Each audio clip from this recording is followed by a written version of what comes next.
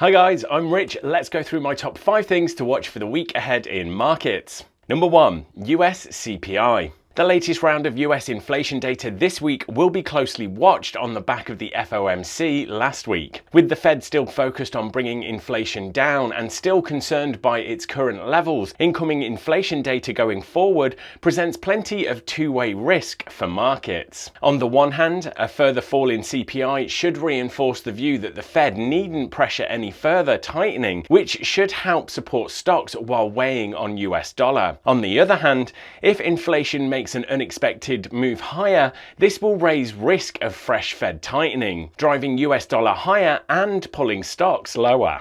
Number 2, UK GDP. Ahead of the BOE meeting this week, traders will be looking to the latest UK GDP reading. On the back of recent warnings from the IMF regarding recession risks in the UK, traders will be keen to see how the economy performed last month. With inflation still above 10%, a further hike from the BOE is widely expected this week. Any downside in growth will no doubt make the picture more complicated for the central bank, however. Number 3, May BOE meeting. The BOE meeting this week will draw plenty of focus on the back of fresh hikes from the RBA, Fed and ECB last week. The market is widely expecting the BOE to push ahead with a further 0.25% hike in line with still excessive inflation. However, the bigger focus point this week will likely be the bank's forward guidance and how it signals the projected rate path over coming months. Traders will also be keen to hear the bank address recession risks as we move through quarter 2. Number 4, New Zealand dollar inflation expectations.